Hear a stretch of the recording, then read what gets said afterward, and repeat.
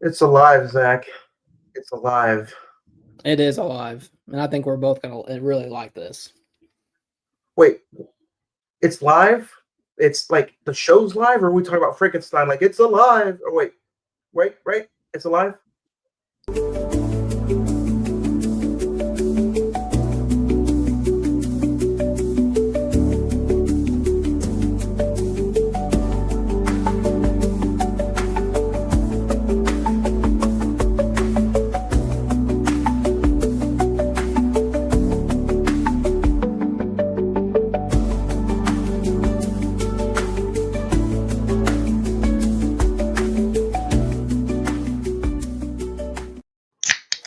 You like that, old man? You want a piece of me? Do I feel lucky?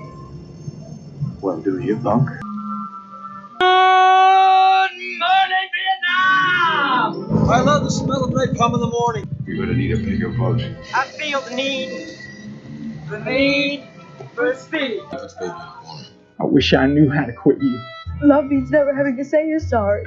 You do? You'll shoot your eye out, kid. What up, film fans? Happy Tuesday. Welcome to episode 374. Welcome to Frankenstein. You're listening to a new episode of the Cine-Men Movie Podcast. I'm one of your hosts, Juan, and I am joined by the other host, the Doctor, Zach. Zach is frozen in time. That's how excited he is to watch and talk about this movie. Zach is frozen in time. There- Oh, no, there he There we is. go. Sorry, unlike Victor, I'm having technical difficulties. See, you need an assistant. You need an I do. Igor. Zach, we're talking Frankenstein. Not We're that talking- Frankenstein, Not but that Frankenstein. but the Del Toro, Um, Guillermo del Toro's new Frankenstein on Netflix. The- I'm super excited about this. How about you? So we're not talking about the little boy from Big Daddy. He calls himself Frankenstein. Oh, you can do that on a bonus episode if you want to do that. Yeah, I'll be joining myself all by myself for that, I'm sure. But man, I hope everybody had a good weekend. Thank you for hanging out, talking movies here with us today. We're talking some recent watches. We're going to get into some favorite lines and some stuff about this Frankenstein movie. We'll talk about what's coming up for the rest of the year. If you did not join us last week was fun. We had a great conversation all about The Lost Bus, which in my mind and in Zach's mind is a highly underrated film. So do yourself a favor, go stream that on Apple TV Plus, because you know we like to talk about all right. That's Matthew McConaughey. That's our theme. He's our theme for this year. So why not go back and listen to our last episode all about The Lost Bus? Are you sad that the year of Matthew McConaughey is coming to an end? I am not only sad, yes, I'm sad that theme is coming to a year, but man, I'm kind of ready for this refreshed 2-week break that we're gonna have. Don't get me wrong, I love producing some podcasts, but I am needed a much needed break, just like Nosferatu last year. You know, he took himself a nice long nap, not long break. See what I did there. We all know you love producing in many different ways. So, speaking of, if you guys are in the mood to learn how to podcast, hit us up on all the social medias. Find our social media pages. Hit me up on the Facebook page.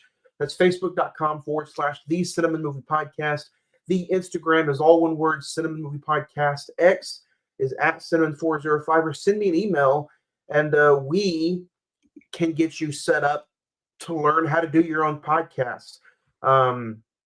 That's super simple. Go hit us up on the social media, sign up for a class. It's about an hour and a half long class, and you'll learn everything you need to know about sponsorship, podcasting, how-tos, when to, equipment you'll need and don't need. Don't overlook it. Don't oversee yourself, and do yourself a favor and learn how to podcast now by reaching out to us in the social media pages. But Zach, before we get into it, we talked about Last Bus last weekend. Lost Bus. What did you get into this week, and would you recommend anything to any of the listeners out there?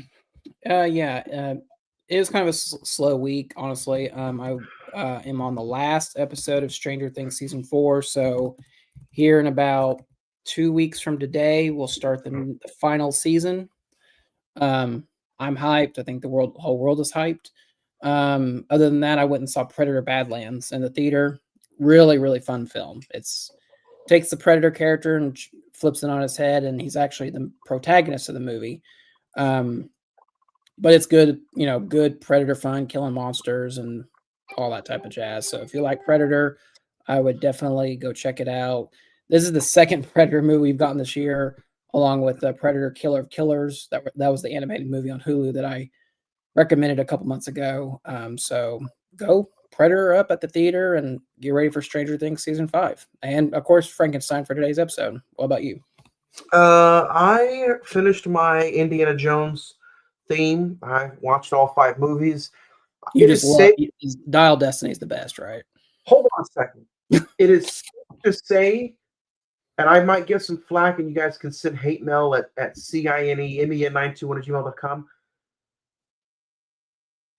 Kingdom of the Crystal Skull is no longer the worst Indiana Jones movie. And that title goes to Dial of Destiny. Oh, okay.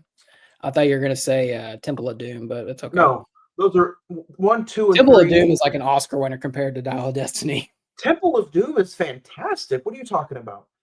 So, but I finished the Indiana Jones movies, checked out Zootopia, rewatched V for Vendetta for the 5th of November. And then you know what, man? I got into an Oscar movie that I've never seen before, and it was Chicago. how was that? I didn't hate it. I thought it was pretty decent. I don't know if I'd ever want to pick it up again, but it's only 2 hours, and I had fun with it. Checked out Frankenstein night 1 on Friday night for this episode. Watched it again throughout Sunday and Monday. And then you know what? Screw it, man. I started Christmas movies. I checked out Violent Night and The Santa Claus. And then I watched Lake Placid for the first time. Checked that out for the first time. Betty White. And then I revisited Les Miserables. Perfect movie. A perfect movie with a P. Is that what you just said? Yeah, it's a perfect movie, man. It should have won Best Picture that year. Okay. I'm not going against you. I saw that in the theater once and haven't seen it since. So maybe it deserves a rewatch. It deserves a rewatch. I cry like 3 times during that movie. But if you guys want to recommend anything for us to watch, check out, review, if you want to stake your claim and make something an episode, send us an email. Send us something you recommend, and we will check it out and give it a watch.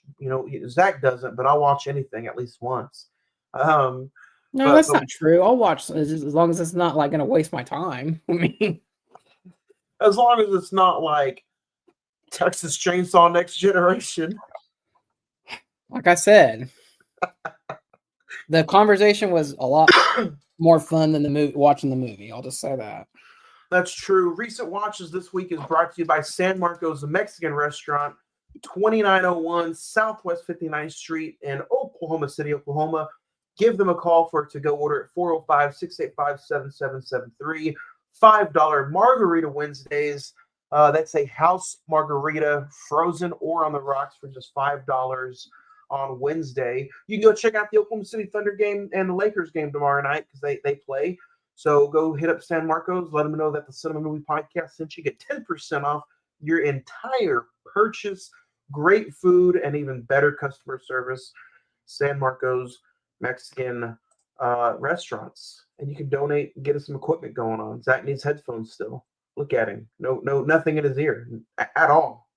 Hey, I can hear you. You can hear me. We're just free dogging it. That type of way, but yeah. Speaking of dog, let's dig into what we're getting into today. We're talking about Frankenstein. I honestly can't wait to dig into it. So IMDb has it at a 7.6 Rotten Tomatoes at 86%. The Metascore is 78%. The Letterboxd is a 3.9 out of 5 with a theatrical release date of October 17th, 2025, a Netflix debut date at November 7th, 2025. The budget was $120 million, and it only grossed $422,000 at the box office, but it's a Netflix release. Yep. Dr. Victor Frankenstein, a brilliant but egotistical scientist, brings a creature to life in a monstrous experiment that ultimately leads to the underdoing of both the creator and his tragic creation. Starring Oscar Isaac, Jacob Elordi, Christoph Waltz, Mia Goth, directed by the great Guillermo del Toro. Written by, of course, this is based off the novel Mary Shelley. Mm-hmm. Zach, I also wanted to bring to a big notice, big thrive that Ralph Ensign is in this. Should have had a bigger role, but yeah. As soon as I heard that voice, I'm like, I know that dude. Yeah. That's the father from The Witch? Yeah. Witch. Zach, I gotta say, I'll go first. I opened this up Friday night, watched it, rewatched it again Sunday and Monday. My first take on this is just gonna be extraordinary. What about you? Yeah, I was gonna ask you a question, general thoughts, and then I'm gonna ask this question real quick. I was gonna text this to you, but I want to get your live reaction as I ask this. Yeah, I watched this Sunday night. I was originally just gonna do like 30 minutes of it or whatever, just finish the rest of it. Dude, I couldn't stop watching it. This is so cinematic that it's ridiculous. And why this did not get a wider theatrical release, I don't know. Because this would have been an incredible movie experience. That's true. We can get into it because that's probably the only rant I have about this movie, and the only negative thing I have about this movie. Yeah. Is that Netflix did not give it a bigger, wider theater release. My question for you to start this off with, and I'm being serious, like I really want to get your honest opinion about this. Is this the best movie of the year? Or is it close to one of the best movies of the year? I think for me, and this is probably going to give away a star rating, but I am pretty confident that this is the best movie I've seen this year. I can't really argue against that, honestly. And the documentary makes it even that much better. Yeah. Because we can dig into, we can start dissecting the movie, because in the documentary that's available still on Netflix, you see Del Toro brings everything to life. Mm-hmm. Whether it be the sets, the practical effects, the makeup. I mean, the dude had to sit in 10-hour makeup sessions for top to bottom. Yeah. Just his head and his hands was a 6-hour process. So, like, Del Toro, if he does not win Best Director, it's a sham. And I will never write this down, Zach. Take it down. Let me get a pen. Let me write this down on my page. 7:42 p.m. November 11th, 2025. If Del Toro does not win Best Director at the Oscars, I will no longer buy anything that has anything to do with any kind of Oscars, and I'll never watch that damn show again. What time is it? 7:42? 7:43. 7:43. Veterans Day. November 11th, 2025. Okay, I got it. November 11th, Del Toro, Oscar. I'm going to put question mark. Not even a nomination. He has to win, or everything's a scam. Everything's a scam. I'm not buying another Fiscal Media movie related to an Oscar. I doubt that, because your addiction runs deeper than that. So no. Can you name another director that has went above and beyond for his product this calendar year? And don't say the director from Sinners, because that's a good movie and he did a phenomenal job. But what Del Toro did is simply untouchable. So you know what's ironic about this is just like this is such a great movie that we're both on the same page about. This is going to be hard to review because like we're going to agree on everything almost. I don't think so, because I wanted to find something to just nitpick. I do have a nit. Yeah, I have two. I just have probably one nitpick, but do you have one? I have several, but then that's how good this movie is and how good Del Toro is. You find the nitpick, and you can't say, "Oh man, I hated that. I hated the ending," or you can't say, "I hated that he didn't go above and beyond to find relationship love with Elizabeth," or you can't say, "I hate there was no Igor character in this." Another flack. Send me some hate mail. This makes the 1930s version look like a spoof off. Makes it look like a scary movie done by the Wayans brothers. Oh, well, okay, hold on. No, it's not that. No. Wait, do not put the Wayans brothers in the same category as a Universal monster. That's just but you gotta look at it. What Mary Shelley's Frankenstein with De Niro and what this Frankenstein movie does, you can tell that the 1930s version definitely took its own route. Yes, it took its own liberties with it. Yes, it took its own road down historic movie lane, and honestly, and that's fine. But these two Frankenstein movies from the 90s and from today just took Mary Shelley's story and ran away with it. I mean, I will say that the 30s Boris Karloff version is an oversimplification of the story, like to the dime. I mean, it's you have the bad scientist, you have the monster, and it runs rampant. I mean, that's literally like the whole for the hour and 20 minutes that movie is. Correct. And I mean, I agree with you. Del Toro, and watching that documentary, I mean, Del Toro he's been wanting to make this movie since he was like 13 years old.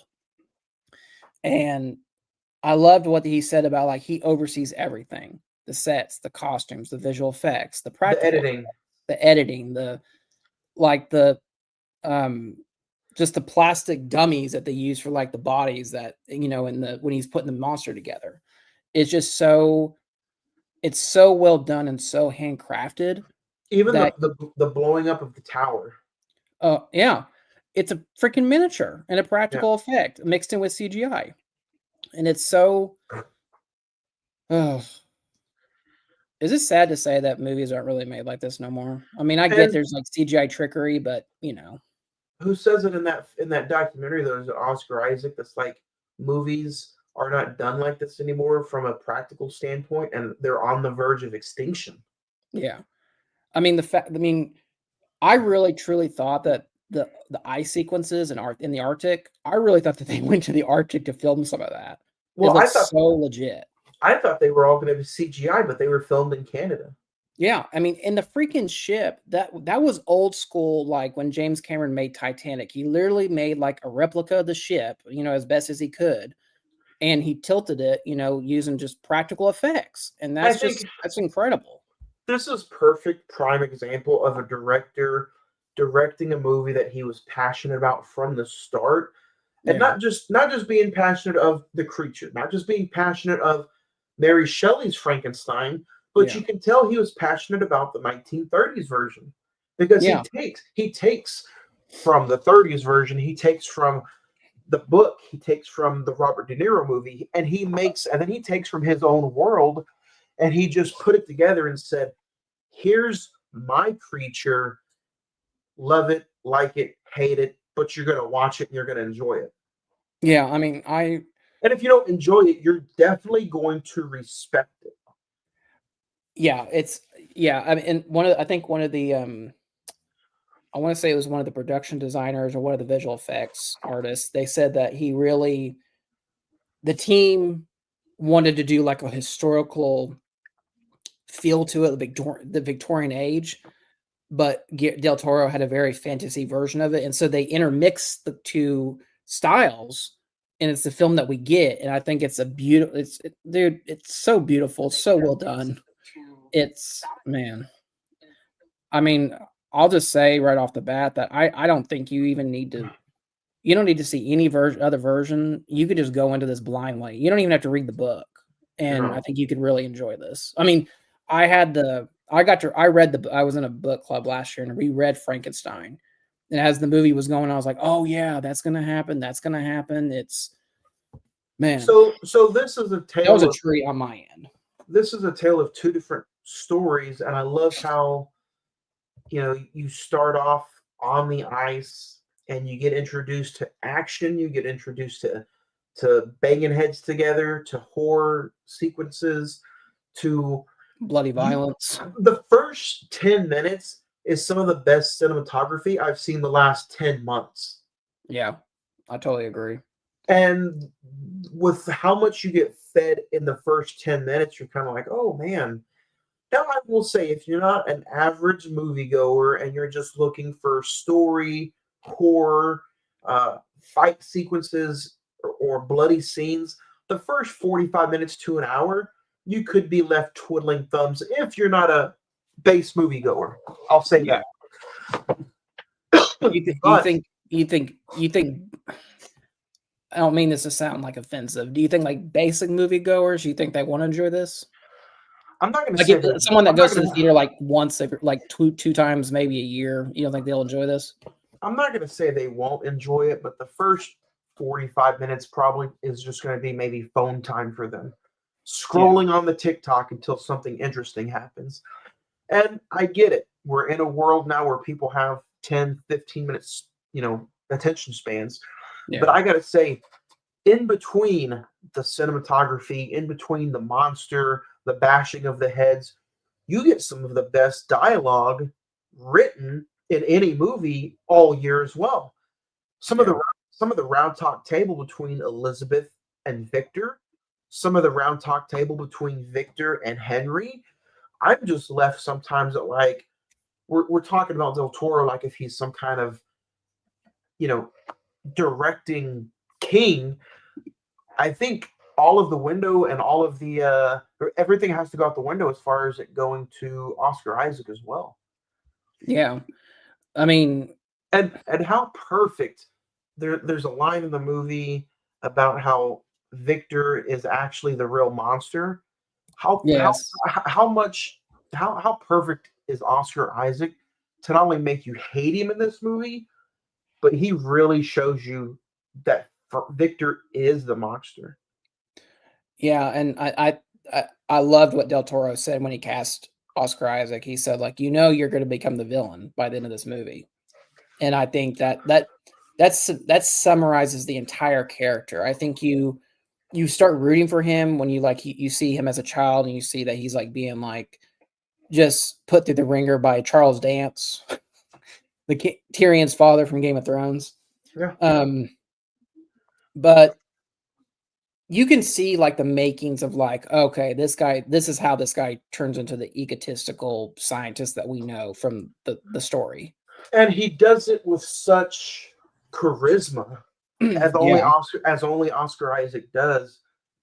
And even him laying on the ship, I think only then does he start realizing I messed up big time, and I'm the reason that people are dying, and I'm the reason that this creature is foreseen as a monster. Yeah, I mean it's now. You were talking about some nitpicks earlier. Let's talk about something that maybe doesn't go right with the book, but maybe came from Del Toro's own mind, and that's Victor. He still kind of has a semi crush on Elizabeth, but they don't get married, and they don't have that love that they do in the book, Kenneth Branagh's movie, and in the book. Well, and another thing that, because it's been a while since I've read the book, his brother is literally like a 5-minute mention in the book. He's a full main character in the movie. Yeah. So I think that really, honestly, I think having the brother he's not the. I think Christoph Waltz is more the Igor character in this than the brother, but Which there's a little mention / nod to Igor when Oscar Isaac is buying the bodies from the person that's hanging him. yeah, He kind of like a little Igor character. yeah, and I think I really like the brother in this as kind of like the almost kind of like the light in the dark of this character. You can tell very much that his brother looks up to Victor, but he knows deep down there's something wrong. But I also think on the flip side, I think Victor looks up to his younger brother. I want to be that, but I don't know how to be that. And what'd you think about Mia Goth? I know you've seen the X trilogy. What'd you think about her in this movie? I think she was, first off, I slowly hope she's not typecasted as being, no pun intended, but being the goth princess like in certain movies. But I think she knocks it out of the park in this movie with her. She's super, super kind. She's sweet. I think the way she interacts with a monster is almost like interacting with maybe a lost puppy. Yeah. She is just super gentle in this movie, but yet she still delivers the beauty. She delivers the. I think she's the hope in the movie. She is the hope, but she also delivers the biggest question mark in the movie because you don't know what she's going to end up doing. Yeah. And of course, if you've read the book or if you watched any of the other movies, you know Elizabeth dies at some point.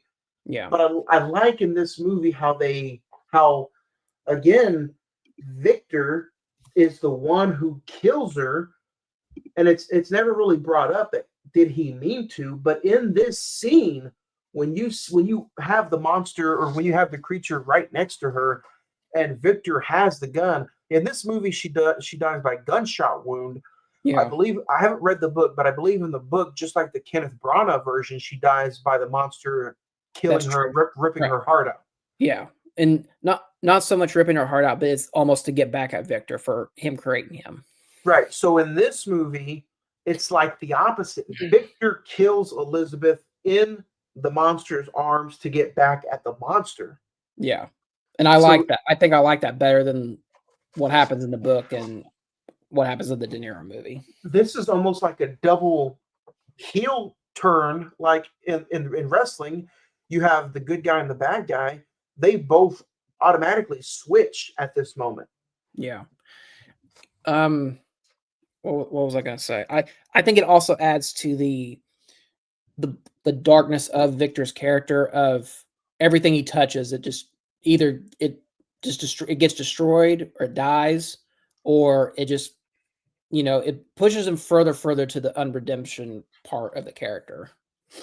Halloween said it best when they're in the book, or they're in the movie and they're reviewing the book in the movie. The teacher brings up how, Victor had to face the monster because the monster was killing everybody or anything that Victor had ever loved. So at the end of the book, or at the end of the movie, the 30s movie, Victor has to face the monster for everything to go back.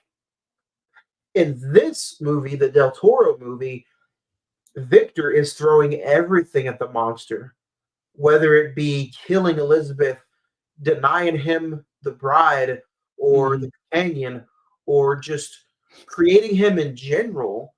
It's like the opposite. Victor puts the creature through so much stuff that it's the creature who has to justify himself and face Victor, his creator, to almost get some kind of peace. Well, and I also like the line, I'm paraphrasing, I can't remember off the top of my head, where after Elizabeth dies, he like slams Victor against the cave wall, and he says, like, his hand is bleeding. He says, like, my blood is your blood, and I'm going to hunt you down until you either do what I say or you die, essentially. And I think I liked that a lot better, where the creature, instead of killing everything that Victor loves, he just uses all his force and energy to track him down. Yeah, I like that a lot better. That later in the movie, when like they get to the Arctic and he literally he tries to dynamite him to death and he blows up. That is, I don't know if it's the best part of the movie, but that is like one of the coolest sequences I've seen all year. Just the way like he just stands there and is like his face is half blown off and everything. I mean, it's I've been seeing this term pop up a lot lately. Really, the last 6 months. It started with Nosferatu. What's the term horror goth? Why can't it just be a horror movie? yeah, and really that term horror goth, I mean that pretty much gets derived from Mary Shelley, the original novel from Mary Shelley. I do want to point out that the scene where the creature stumbles into the ice and you see him fall, how perfect was that? How was that shot? That shot was just justified. Where they blow up the ice and he sinks underneath the ice bed. Yeah. Mm. And we're going through so much as far as the creature and Victor and the creature. By the way, apologize. It is kind of spoiler, but if you've never read this book is nearly 200 years old. If you haven't seen the Robert De Niro version, obviously you're kind of what you're getting into. But anyway, go ahead. Also, thanks. Yeah, we didn't mention spoiler alert. The movie Frankenstein came out in the 30s, so go peacock it up. But it's man, we haven't even mentioned the name Christoph Waltz's Henry. Dude. Who every time he sneaks into one of these 10-minute scenes where he only has 10 minutes in the movie, 15 minutes, and he squashes away at the Oscars with Best Supporting Actor. Dude, we've not even talked about Jacob Elordi yet, but Christoph Waltz in this, like you said, he's only in the movie for about maybe 30 minutes. And that scene where, like, during the experiment where it is discovered that he has syphilis and he's essentially dying, he says, put my brain in the new monster. He's like, no, you're going to contaminate it. No. Yeah. And you could just tell, like, okay, I funded this project. I think I deserve that. It's just like, no, you're going to ruin the whole body. But that's also the sense of how monstrous Victor is. Yeah. Because that's the first death that he blames on the creature. Yep. And then it just kind of you slowly see him just turning to evil to where he's so vile that he blows up the tower with the creature at the bottom, chained up in shackles. Oh. And for half a second, he has a conscience, but it costs him because he gets blown up and he breaks his leg in half. Which I think is deserving. I think that brief moment where he's like, I need to go back and rescue him, but no, because I need that my creation to die. I think it's totally valid for half his freaking leg to get blown off and he has to wear like a prosthetic leg the rest of the movie. Or I think that's a lasting scar for what that creation represents. Or is it the beginning scar of what's to come for what his body is about to go through? Yeah, because he gets like beat the hell up by the end of the movie. When you see him at the beginning of when he's like getting loaded up on the ship, we don't have any idea the amount of torture that he creates for the creation and also everyone around him, but what his physical body has to endure by that point in the movie. Oh, dude, how about the scene with Ralph Ensign as he's demonstrating what the electricity can do? That courtroom scene was fantastic.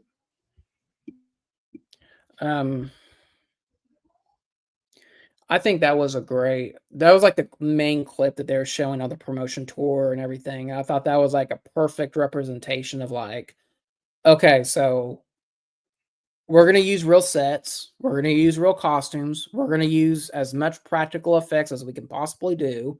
Because that damn thing looked like something from Stan Winston era of movie making. Yeah. It's crazy. And, I'm sitting here looking at the budget, $120 million. And I, somewhere that said, I think somebody told me that that's the most expensive Frankenstein movie of all time. But I'm like, man, I'm used to talking about a movie with a $300 budget. It looks like terrible. Yeah. So to see what they did on $120 million, like, and I haven't went back and shame on me. I haven't went back and seen Del Toro's Pinocchio. Yeah, you might have to go see Pinocchio after. I mean, I liked Pinocchio, but I don't like it as much as this. Yeah, And his Pinocchio is like on the same level of creation because it's like a combination of like real stop motion animation and CGI. It's really well made. I mean, it won best animation movie at the Oscars a couple years ago. So he's like a double. He's won 2 Oscars, by the way. Well, he's actually won. Hold on. Okay, so just real quick, he won Best Picture and Best Director for Shape of Water, which I need to go back and rewatch that. He was nominated for Best Original Screenplay for Pan's Labyrinth and Best Picture for Nightmare Alley.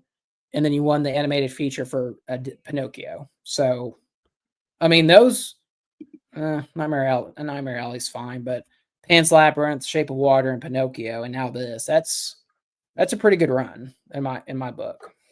Not to mention Hellboy 1 and 2. Oh, I love his Hellboys. I wish he'd come back and do a third one. Devil's Backbone is underrated too. Go back and check that out. That's on Criterion, and that is also a Del Toro movie. Is that the same movie as Kronos, or is that different? It's different. Okay.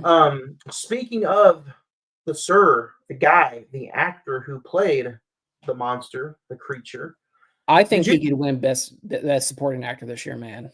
I really did. Did you know that Andrew Garfield was supposed to be the original creature? Yeah, I think I heard. I remember right before I started the movie, I was like, there was someone else that was going to play the monster, but I couldn't remember who it was. I think you're right. I think it was Andrew Garfield, which I don't think he could have done the same performance. No, I mean, I like Andrew Garfield. I think he's a great actor, but Jacob Eldery, I think one of the best things about this movie is that, yeah, it's a 10 to 12 hour makeup process to get that entire setup, and it looks great.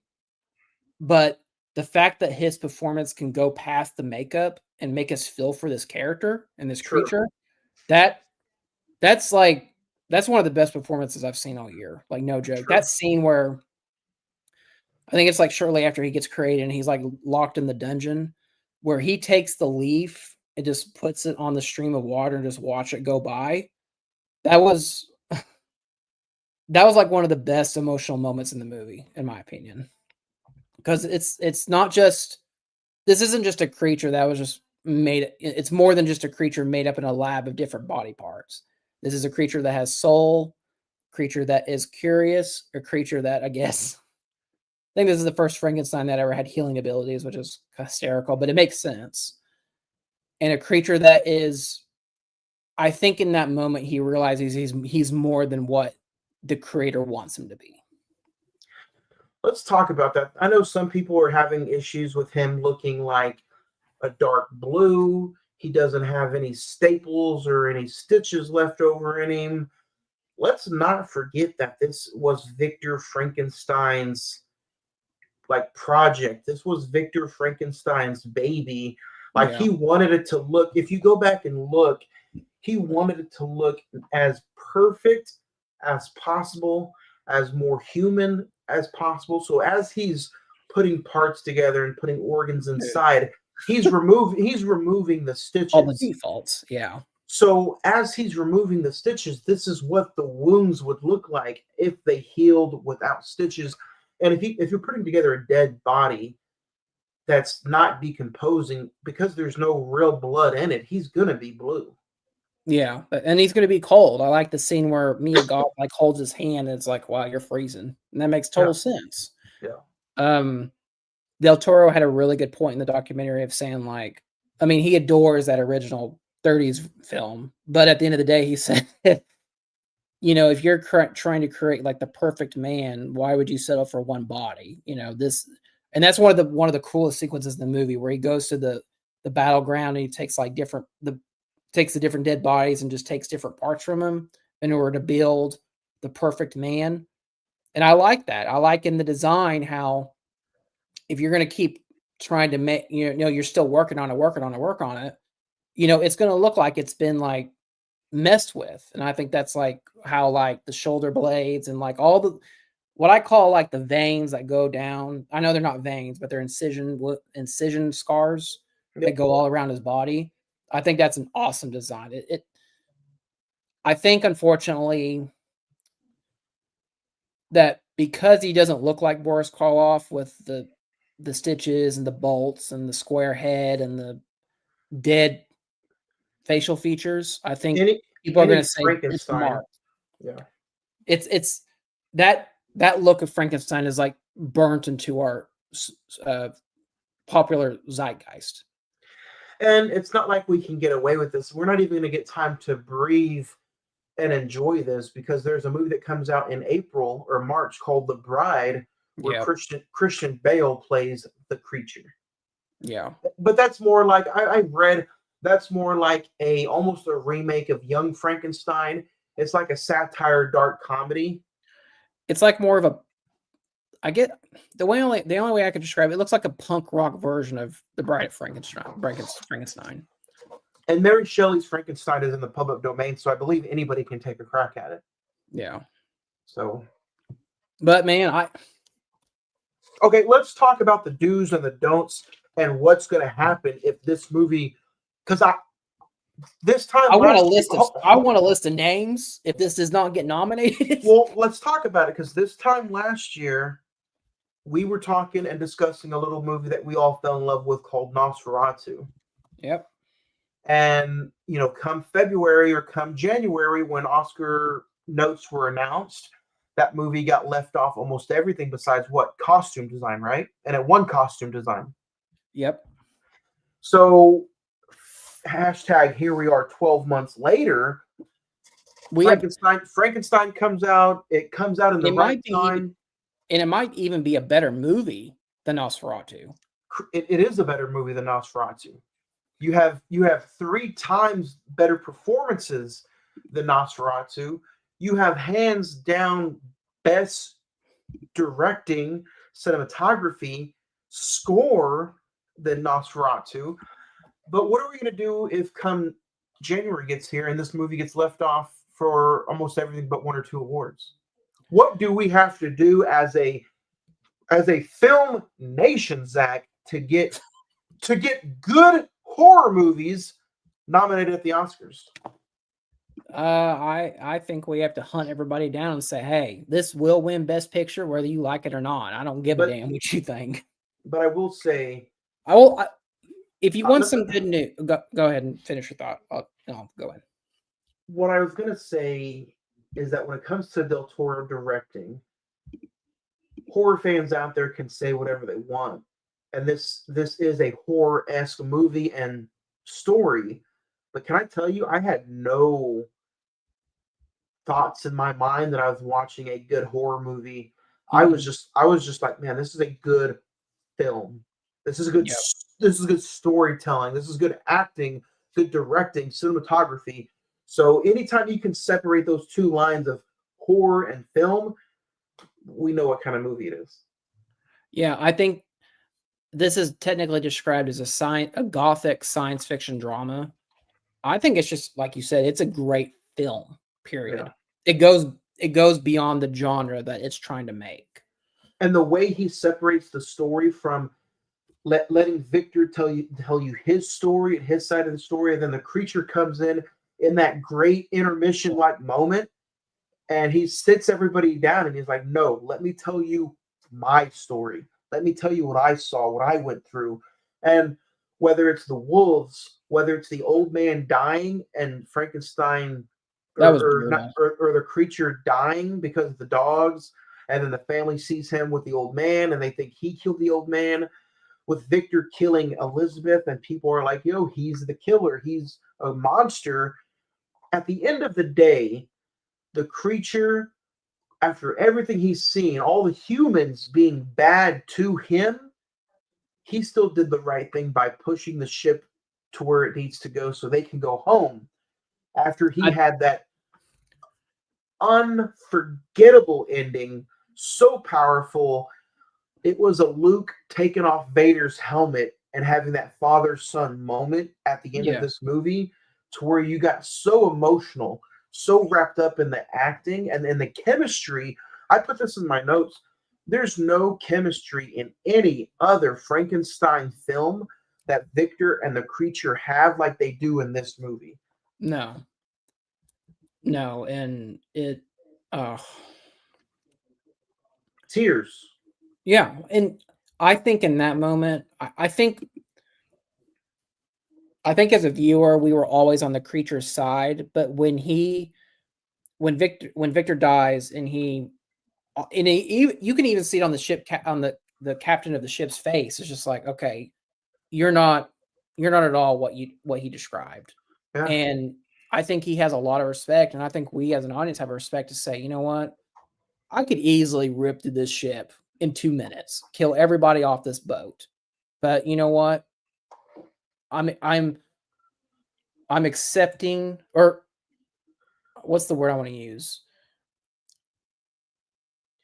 He's accepting taking what my creator, and in that moment, he says, Victor says, "You are my son."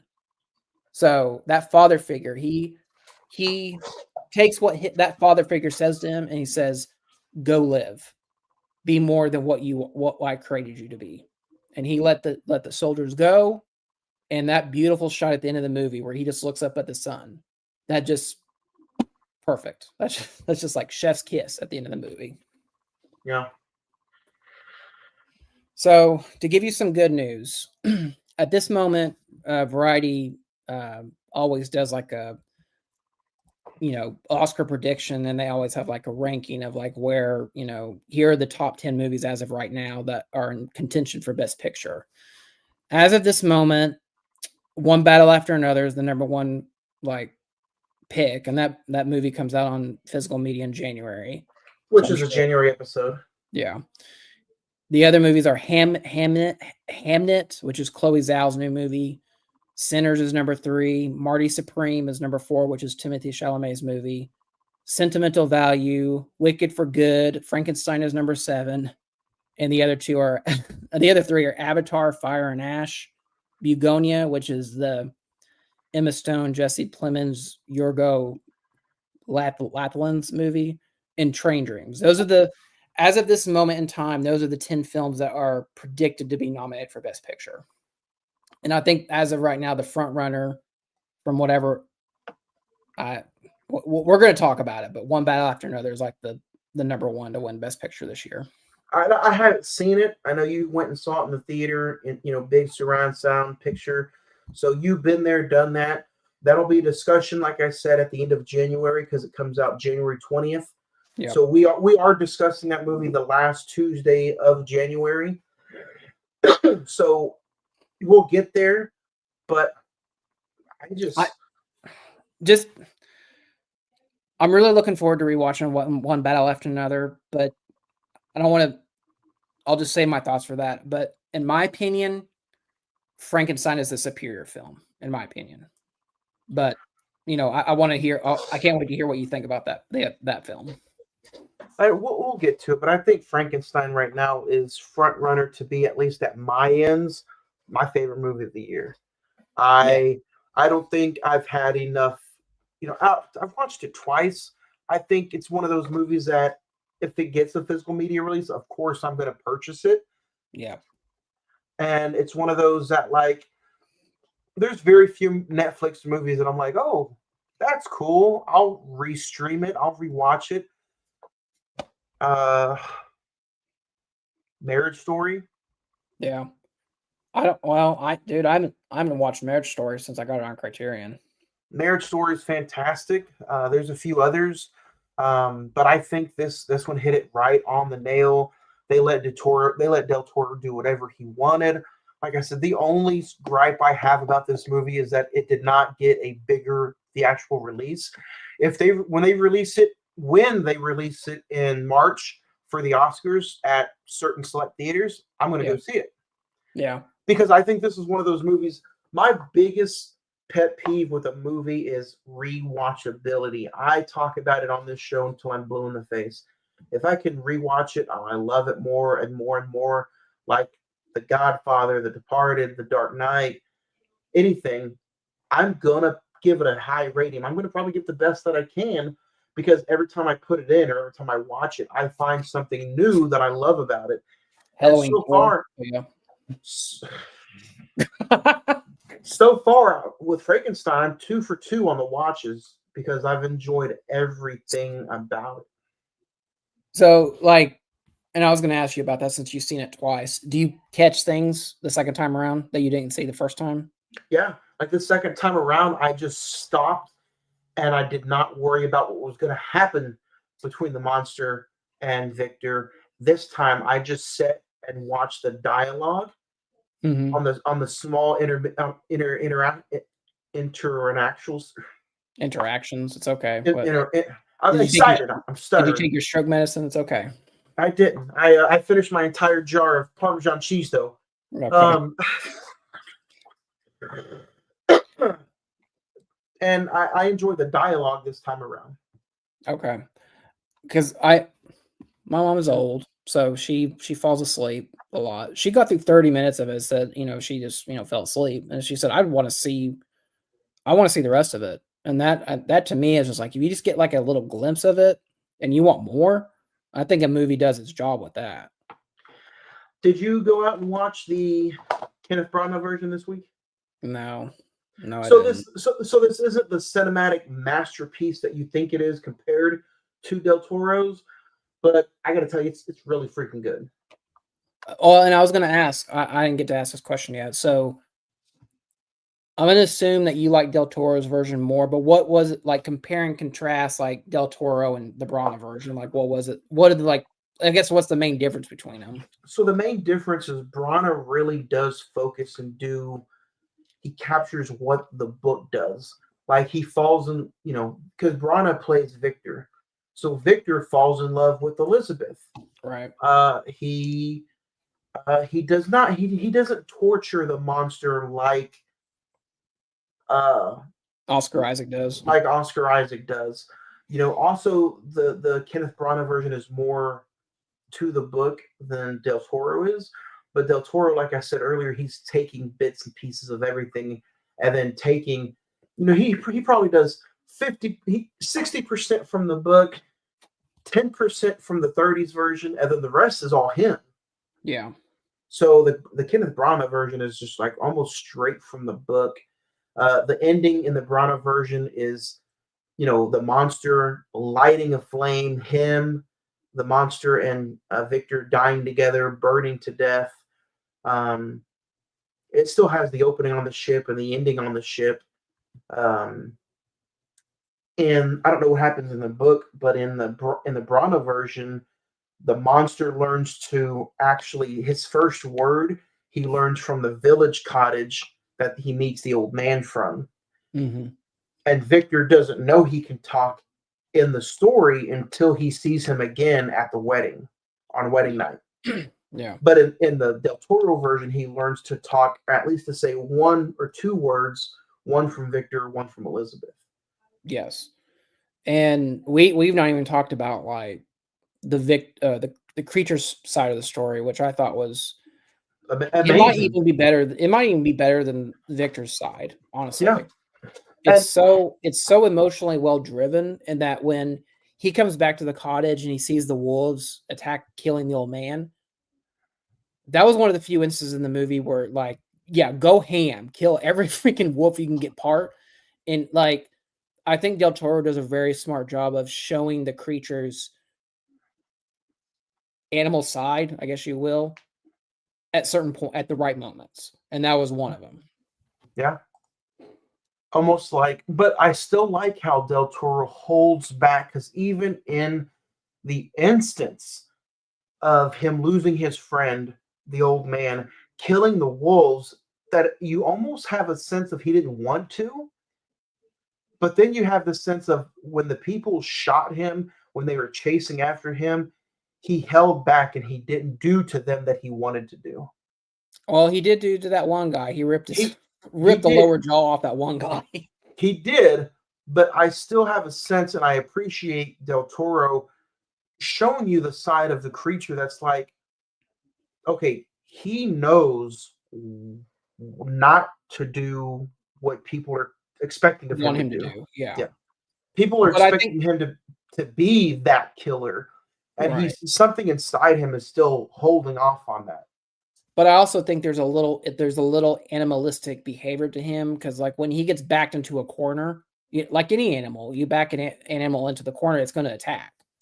But who taught him that? Victor, But from when yeah, he was in shingles and when he was in chains and that's true. underneath what that scene when he's in the cold and the water's running and he's just chained up and he can't go anywhere. He's backed into the corner from day one from his creator. Yeah. It's negative reinforcement, but it's also, like we talked about with Mia Goth's Elizabeth, she's the light that like, oh, maybe I don't have to be what I'm created to do. And it's so well written, it's so well acted, it's so well shot. That The cinematography, is there's no way we can overtalk the cinematography shots in this movie, because even talking about it for 55 minutes right now is not doing the movie justice. This is one of those movies, almost like a Parasite, where you can watch it on mute and still appreciate it shot for shot without listening to the music, the dialogue. It's just beautifully shot movie. And I mean, I'm really glad Del Toro has already said that there will be a physical media release. Thank God. Oh, did he? Honestly, it really doesn't surprise me, because it will be through Criterion, because Kronos, Pan's Labyrinth, what was the one that you said? Devil's Backbone. Devil's Backbone, and Pinocchio, which came out earlier this year. Those are all Criterion movies. So I think we will get a Frankenstein, hopefully maybe summer of next year, for a release date. Probably May of next year, just like Anora came out straight on Criterion. Well, just in time for the July sale. Get excited. Yeah. One of the other things I wanted to mention real quick was there were there's a lot of great, just full-on sequences in the movie. The sequence where he's building the body and he goes to like the frozen tundra battlefield, and there's that shot of the soldier on the horse that's frozen and just in that space. I was like, I don't know how they did that, but that is like one of the coolest visuals in this movie. I mean, you have I'm gonna chalk it up to the childhood, the creation and building of the monster, the experiment itself, and then kind of like the backlash of all of Victor's decisions. It's just, yeah, I mean, we've high praise. I don't even hype. This movie is more than high praise. I mean, it's so. I think in the next like 5 years from now, people are going to be like, "Oh shit! Like I missed out on that." I think it's going to be one of those type movies. That's true, but unfortunately, I think it's going to get lost in the Netflix shuffle. Yeah, but like, how many Netflix movies can they say are to this caliber? I mean, honestly, I mean, I'll give you Marriage Story. Even we didn't really like Roma, but I mean, it's right up there with like some of their well-made movies, Yeah. Well, I'm not talking about like getting lost in like the streaming now on Netflix. I'm just talking about getting lost in the overall art aspect of the movie business moves so fast that in 2 weeks people are going to forget about everything that we're talking about and just go see Wicked. And then 3 weeks after that, they're going to forget about Wicked and go see Avatar. Yeah, I mean, so I'm just talking about the movie's going to get lost in the shuffle. The timeline, yeah. I mean, yeah, you're not wrong, because a week from now is Wicked. The week after that is Zootopia 2 for Thanksgiving, and then I'm hearing about a month is Avatar. So, I mean, which even if, and don't get me wrong, Zach, if this got a worldwide theatrical release for, let's just say, even a month, yeah, it would have been considered a disappointment, because I don't think it would have even made its budget back. No, unfortunately. So it would have been considered a historic movie bust because it didn't make its budget back. Yeah, it's really critically well received, but it didn't make any money. But which is weird because Del Toro was on Jimmy Kimmel the other night, and he said, "Yeah, I mean, here in Los Angeles, we've had like 600 showings, and they've all sold out. Like people want to go see this movie, and That's probably the $500,000 it made. yeah. Well, and I texted you over the weekend, and I was looking for something else. I was just looking at this theater for something else, and it's showing at Flick's Brewhouse right now. And I was just like, dude, let's go. But just time constraints and everything else. Like if this gets nominated for Best Picture, it will get a theatrical release during that week or two before the Oscars. And I think we should totally go see it because I really want to see that on the big screen. Yeah. Let's talk any favorite scenes besides we've kind of talked the whole movie, or just some of our other, we've been mentioning favorite scenes for the entire episode. But is there one scene, just one, that sticks out to you above the rest? Oh, the wolf. I mean, the wolf fight is really good. I think that's one of the better action sequences in the movie, or one of the up there with, in my opinion. The experiment itself, and then him creating the body is really great. I think the best character moment is what I talked about a little bit earlier. Is after he's created, he puts just a leaf down on the water stream and just watches it, and it's such an emotionally well acted and shot scene that I think that to me is like some submitted of like, oh, this isn't just a good movie. This is a great movie. What about you?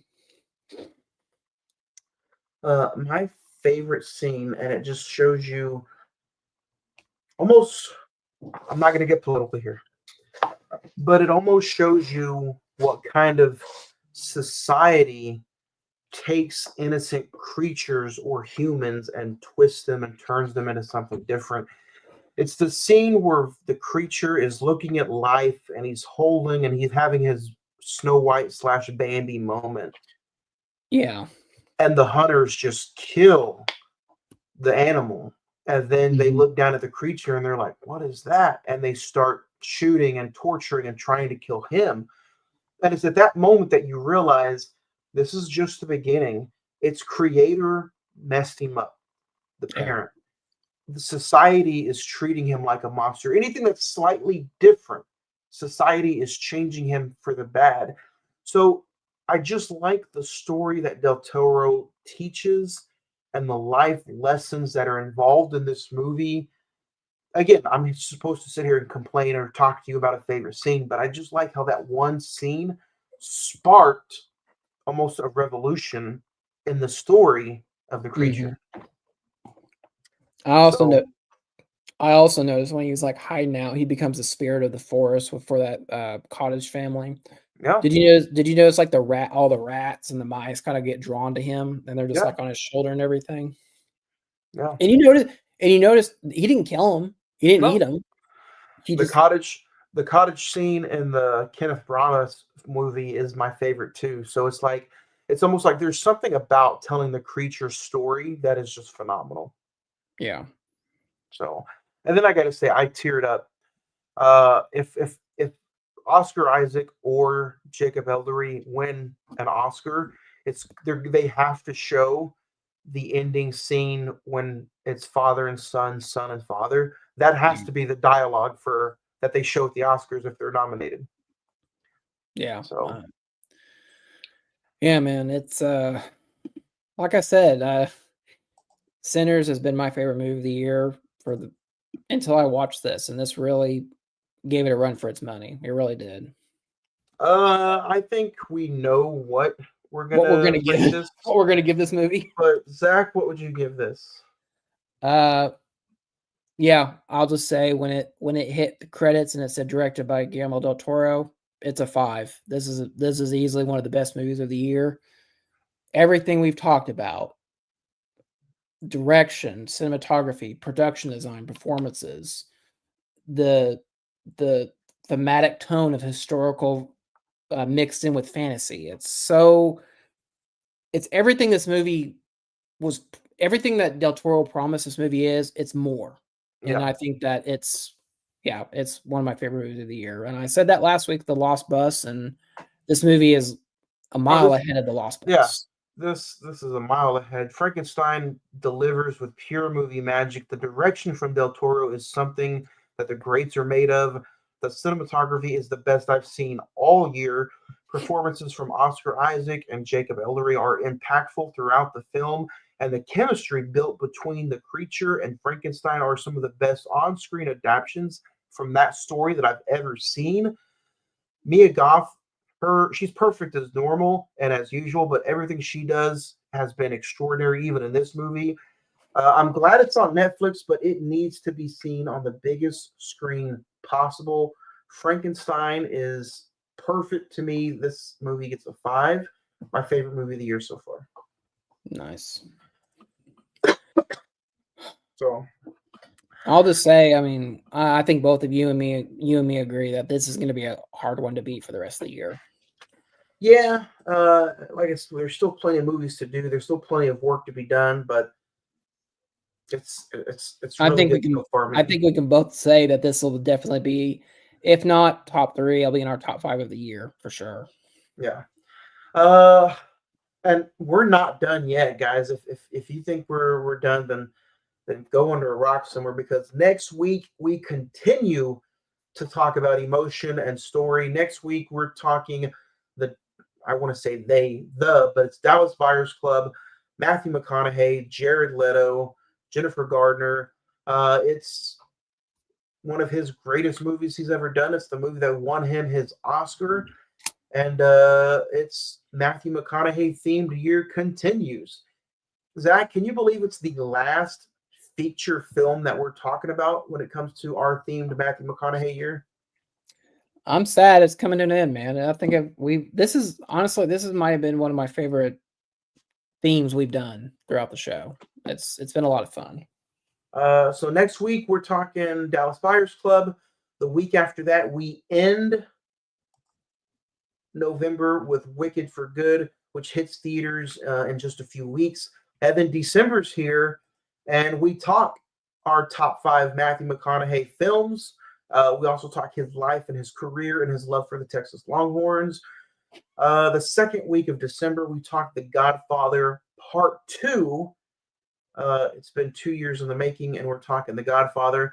And then we have a Christmas Carol conversation to finish out the year. This is December 16th. This will be the last episode of the year. And then we'll take 2 weeks off and come back fresh the first week of January. So a Christmas Carol conversation.